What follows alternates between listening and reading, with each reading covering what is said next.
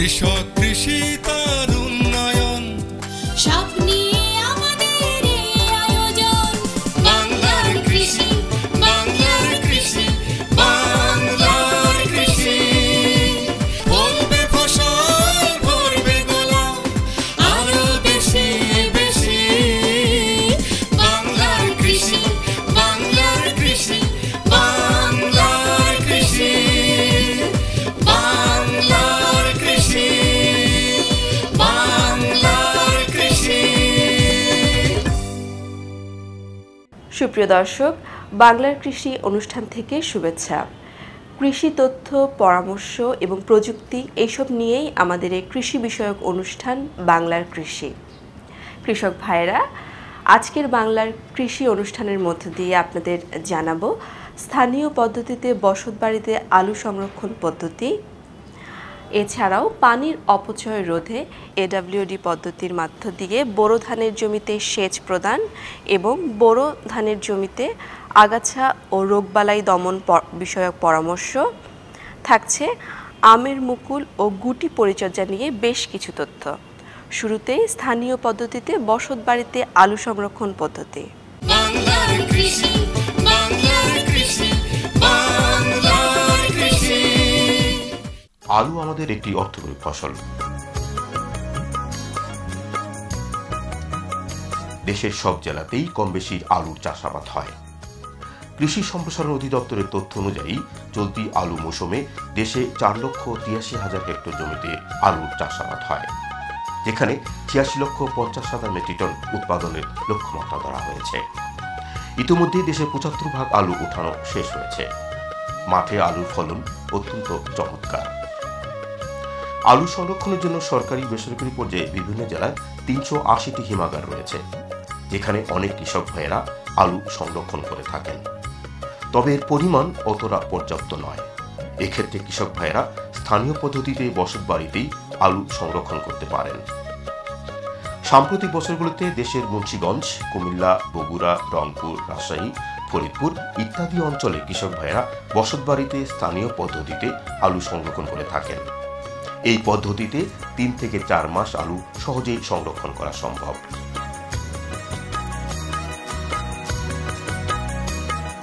জমি থেকে পরিপক্ক আলু তুলে প্রথমে ছায়ার মধ্যে 7 থেকে 10 দিন শুকাতে হবে। এরপর বাড়ির যে ঘরটিতে সহজে আলু বাতাস চলাচল করতে পারে সেই ঘরে এরকম মাচা তৈরি করে আলু সংরক্ষণ করতে হবে। তবে খেয়াল রাখতে হবে মাচার উচ্চতা যাতে ঘরের মেঝ থেকে অন্তত 1 ফুট উঁচু হয়। মাচা তৈরির পর তাতে 10 থেকে 12 ইঞ্চি পুরো করে আলু রাখতে হবে।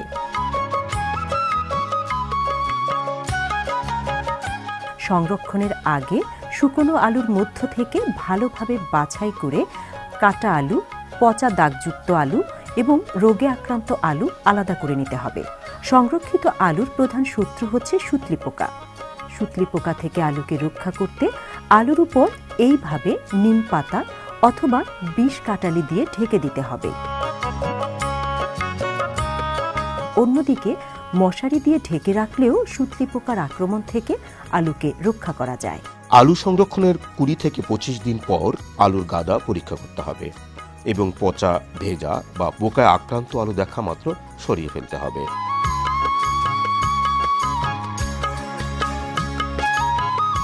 সুতরাং জমি থেকে আলু তোলার পর আপনি যদি হিমাগারে আলু সংরক্ষণ করতে না পারেন, এখনই বসতবাড়িতে আলু সংরক্ষণের উদ্যোগ গ্রহণ করুন।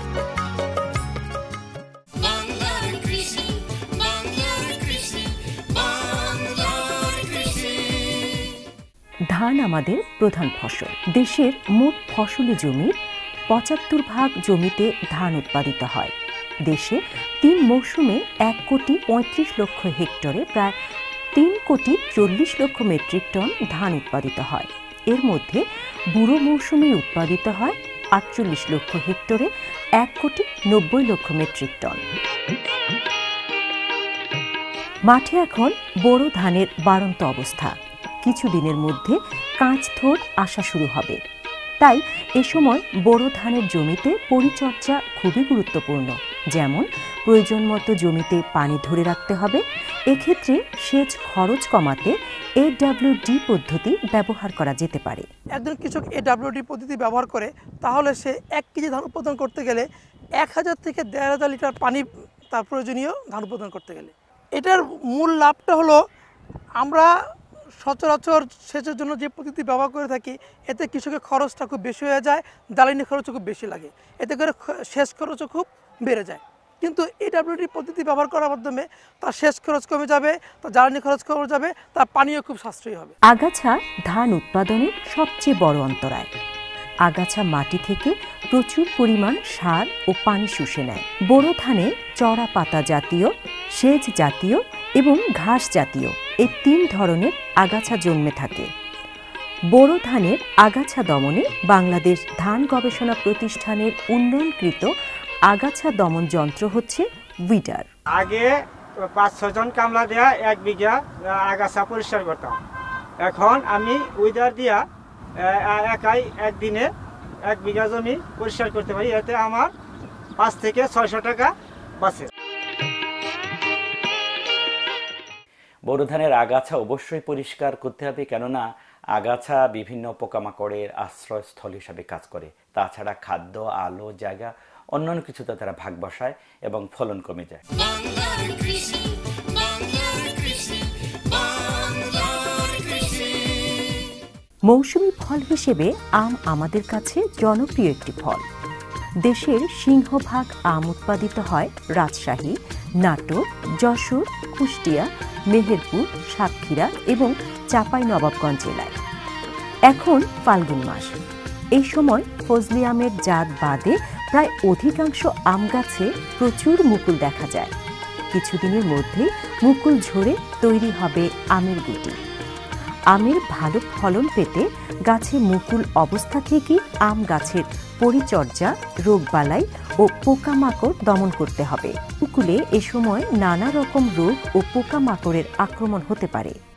আম উৎপাদনের ক্ষেত্রে এ সময় যে সমস্যাগুলো দেখা যায় তার মধ্যে হচ্ছে হপার পোকা এবং অ্যানথ্রাকনোজ রোগ। এই পোকার কারণে এবং অ্যানথ্রাকনোজ রোগের কারণে দেখা যায় যে কি আমের মুকুলগুলো ঝরে পড়ে এবং আমের ফলন অনেক ব্যাহত হয়। হপার পোকা দমনের জন্য সাইপারমেথ্রিন গ্রুপের যে কোনো ওষুধ এবং আমের ছত্রাকনাশক মানে অ্যানথ্রাকনোজ রোগটা দমনের জন্য আমরা সালফার জাতীয় যে কোনো ছত্রাকনাশক একত্রে মিশিয়ে 2 বার স্প্রে করব। একবার হচ্ছে আমের মুকুল যখন আসবে কিন্তু ফুল ফুটে নাই, সেই অবস্থায় আমাদেরকে একবার স্প্রে করতে হবে এবং আমের যখন গুটি চলে আসবে তখন আমাদেরকে একবার স্প্রে করতে হবে। প্রিয় দর্শক, আমরা অনুষ্ঠানের শেষ প্রান্তে চলে এসেছি। এবারে শুনুন কৃষি আবহাওয়া। বাংলার কৃষি, বাংলার কৃষি। এ সপ্তাহে সারা দেশের আকাশ আংশিক মেঘলা সহ আবহাওয়া শুষ্ক থাকতে পারে। এ সময়ে সারা দেশের দিন ও রাতের তাপমাত্রা ক্রমান্বয়ে বৃদ্ধি পেতে পারে। এ সপ্তাহে বোরো ধানে যথারীতি সেচের প্রয়োজন হবে। প্রিয় দর্শক, শুনছিলেন কৃষি আবহাওয়া, আর এরই মধ্য দিয়ে শেষ হচ্ছে আমাদের আজকের বাংলার কৃষি। আগামীকাল ঠিক একই সময়ে প্রচারিত হবে বাংলার কৃষি, আর তখন থাকছে গ্রীষ্মকালীন সবজি চাষ, বোরো জমিতে পার্চিং এবং গম ও ভুট্টা সংগ্রহ বিষয়ক তথ্য ও পরামর্শ। আমাদের অনুষ্ঠানকে সমৃদ্ধ করতে আপনাদের মতামত আমাদের একান্তই কাম্য। প্রিয় দর্শক, চিঠি লিখতে পারেন প্রযোজক বাংলার কৃষি, কক্ষ নম্বর 215, বাংলাদেশ টেলিভিশন ভবন, রামপুরা, ঢাকা 1219। এছাড়াও ইমেলও লিখতে পারেন banglarkrishi@ais.gov.bd এবং banglarkrishi14@gmail.com এই ঠিকানায়। কৃষক কৃষি তার উন্নয়ন, সব